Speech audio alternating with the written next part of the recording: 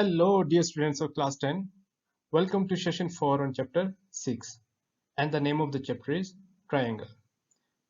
Dear students, in today's session, we are going to learn about solving of problem of exercise 6.2.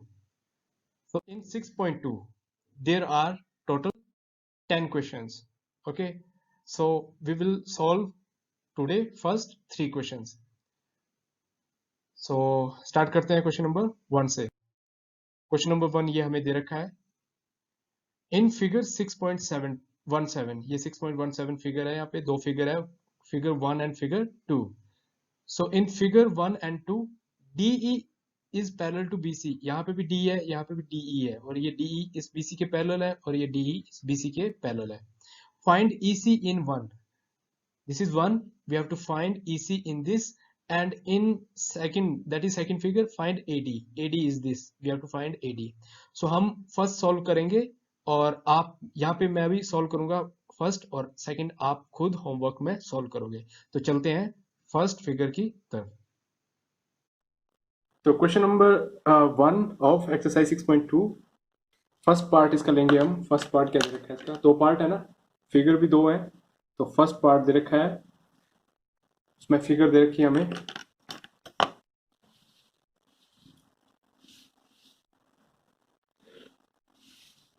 ये vertex है A और ये है C और यहाँ से कुछ इस तरह से दिया हुआ है.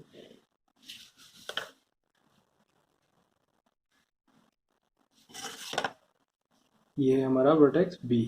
Now a line is given parallel to BC. This line, this point is E and this point is D and E. So यहाँ पे हमें measurement दे रखी है. The measurement of AE is 1 centimeter and this AD is 1.5 centimeter. Okay, and this DB is 3 centimeter. Now this is the first part. Okay, this is first part. Question number 1 का first part.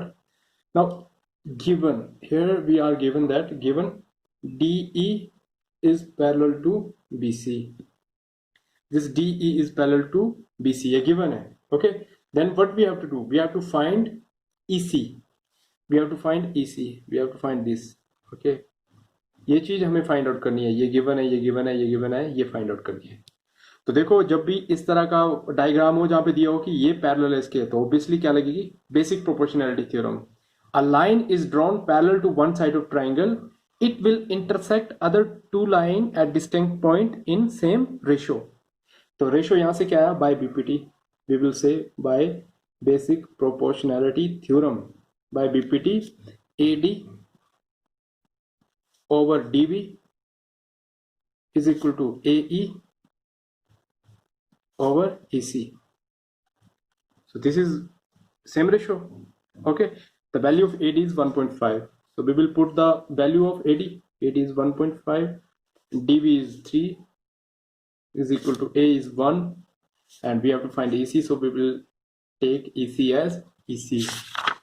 Now we are going to cross multiply this. Okay, cross multiplication करेंगे. तो क्या मिलेगा यहाँ से? Implies that EC, या simply हम बोले कि EC फाइंड आउट करना, तो यहाँ से इनवर्स कर दो इसका, है ना. ऑपोजिट किया तो यहाँ से क्या बन जाएगा? ये बन जाएगा EC, है ना. इनवर्स किया EC और ये बन जाएगा 3/1.5. ऐसा क्यों किया? क्योंकि अगर इसको ऑपोजिट कर रहे हैं तो इसको भी बैलेंस करने के लिए ऑपोजिट करना पड़ेगा. अदरवाइज हम क्रॉस मल्टीप्लाई भी कर सकते हैं. तो सिंप्लीफिकेशन आप किसी भी तरह से कर सकते हैं. तो इस तरह से करते हैं तो हमें क्या मिलता है? इम्प्लाइज दैट EC, फिर रीअरेंज किया हमने. EC हमेशा अननोन चीज हम लेफ्ट में लिखते हैं. तो यहाँ से 30/15 बन जाएगा. अब ये कैसे बना ये आपको पता ही है, ठीक है, कि डेसिमल हटाया तो यहाँ से 0 लगेगी, या फिर हम बोल सकते हैं इसको भी 10 से मल्टीप्लाई किया, इसको भी हमने 10 से मल्टीप्लाई किया डेसिमल खत्म करने के लिए. तो 15 2s are 30. सॉरी ये 2, EC आ गया 2 सेंटीमीटर. तो हमने ये फाइंड आउट कर लिया है. The value of EC is 2 centimetre. So this is the way to solve exercise 6.2 question number 1. And second part you have to solve by your own self. जो second part है ना इसका, उसमें जो figure दी है तो वो आप करोगे खुद. second part किसका? क्वेश्चन नंबर 1 का होमवर्क है। ओके, सो आते हैं हम क्वेश्चन नंबर 2 पे। क्वेश्चन नंबर 1 हमने कंप्लीट कर लिया, ये फर्स्ट पार्ट है ना। आते हैं अब सेकंड पार्ट की तरफ। ये सेकंड पार्ट है, इसको करते हैं सॉल्व। अब देखो यहाँ पे ये आप देखने से लगेगा कि ये इसकी फिगर है, but make sure question paper में भी ऐसा आता है कि आपकी एडजेसेंट फिगर किसी और की होती है। वो एडजेसेंट यहाँ पे दिया है ना साथ में ही, बट ये फिगर है 6.18 और 6.18 किसकी है? क्वेश्चन नंबर 3 की फिगर है। और क्वेश्चन नंबर 2 के लिए कोई भी हमारे पास फिगर गिवन नहीं है। It mean we have to draw the figure. चलते हैं क्वेश्चन नंबर 2 की तरफ। So question number 2, first part, we have to draw the figure. In question number 2 we are given with the triangle PQR. Okay, statement is E and F are point, E and F are point on side PQ. PQ पे यहाँ पे point है हमारे पास E, and at PR there is a point F. So what we are given with, another thing, we are given with measurement of PE. PE is 3.9, and here this is 3 centimeter. PE is, sorry, PF is 3.6 and FR is 2.4 centimeter. All units are the unit of the length are centimeter. So what we have to find, we have to find state whether EF, it means we have to draw a line EF and we have to prove this EF is parallel to this. अगर देखो, अगर इसमें से हमें एक यहाँ से कोई मिसिंग होता और ये चीज गिवन होती कि ये पैरेलल है, तो हम बीपीटी लगाते। ये चारों की चारों यूनिट्स हमें दे रखी है, मतलब रेशियो हमें दे रखे हैं। Now we have to find whether this is parallel to this, so it mean we have to find it by through ratio. So first we will write given that what we are given in solution, given that in triangle PQR, PQR में क्या given है हमें? PQR में given है PE, the length PE is how much? 3.9 centimeter. PF, sorry, EF, EQ है ना, EQ is how much? 3 centimeter. The next is PF, 3.6 centimeter, and ER is how much? 2.4 centimeter. Now we have to compare the ratios, whether ratios are equal or not. So this will become PE upon EQ. So PE upon EQ is equal to this side, PF over FR. PF over FR. Okay, this is FR, not ER. Sorry, this is FR. ये होगा ना PF over FR, यहाँ से FR. So it will become, the value of PE is, implies that 3.9, EQ is 3, and similarly 3.6 over 2.4. Now we have to compare these ratios. It will become how much? 1.3. 1 3s are 3 and 3 3s are 9, and from here we will get 36 divided by 24. Okay, it will become 36 divided by 24. We remove the decimal, and after dividing we will get 12 2s are 24, 12 3s are 36.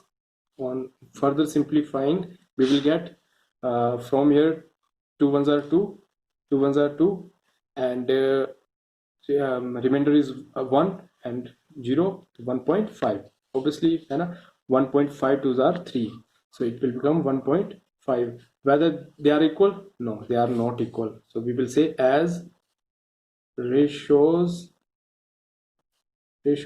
of corresponding sides, ratios of corresponding sides are not equal, hence EF is not parallel to QR. So this is all about question number 2. Okay, we find that from ratio, if they are 1.5 is equal to 1.5, mean ratio are equal, then we will say EF is parallel to QR, but this is not equal, so we will say not parallel to QR. So similarly इसी तरह से question number 2 के second part और third part होगा, इसको कर देना आप। आते हैं क्वेश्चन नंबर 3 की तरफ। नेक्स्ट क्वेश्चन नंबर 3 है। क्वेश्चन नंबर 3 के लिए हमारे पास ये फिगर है और हमें ये चीज गिवन है यहाँ पे कि LM is parallel to CB, LN is parallel to CD। तो चलते हैं क्वेश्चन नंबर 3 की तरफ। तो क्वेश्चन नंबर 3 को देखते हैं, इसकी फिगर बना लेते हैं पहले हम। फिगर इसकी दे रखी है 6.18। सो कुछ ऐसे बनेगी इसकी फिगर। AC पहले हम ड्रॉ करेंगे, then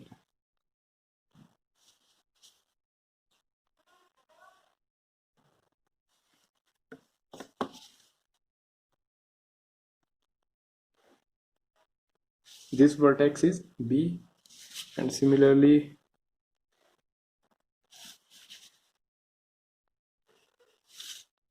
this vertex is D,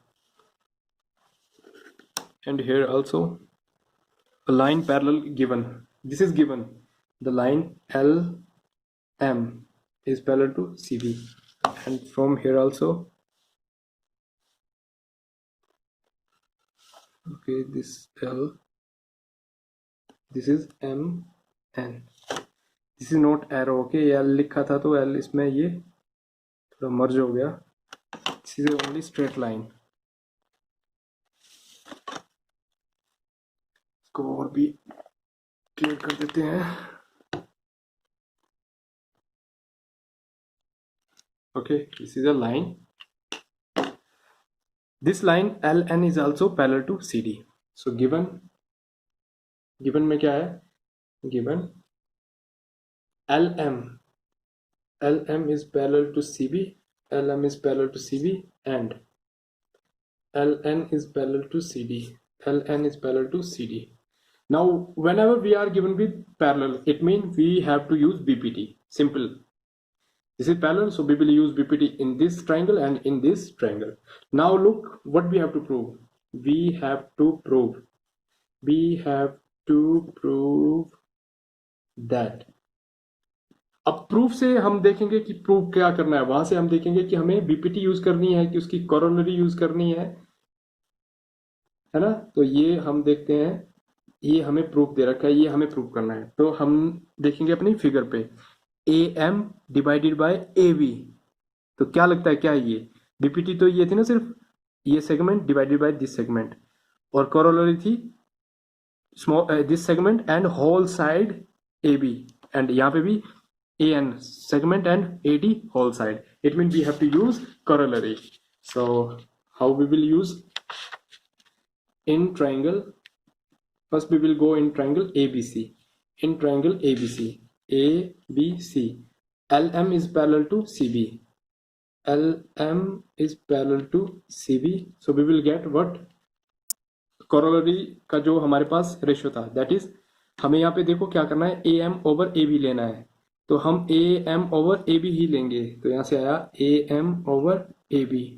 ठीक है, हम इस ट्राइंगल की बात नहीं कर रहे हैं नीचे वाली, ठीक है, हम सिर्फ ऊपर वाली ट्राइंगल की बात कर रहे हैं। ठीक है, तो यहाँ से हमारे पास क्या आएगा, देखो AM ओवर AB, तो यहाँ से भी AL over AC, AL over AC।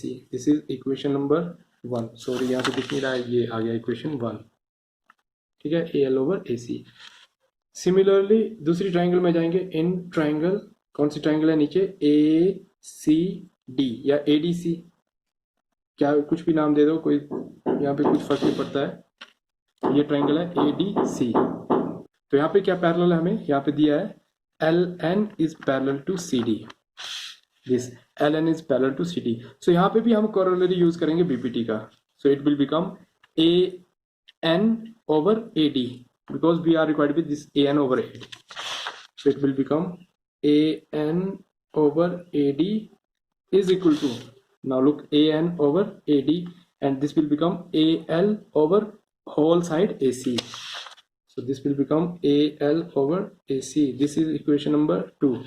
Now we have to compare the equation 1 and 2 from equations 1 and 2. क्या देखने को मिल रहा है आपको?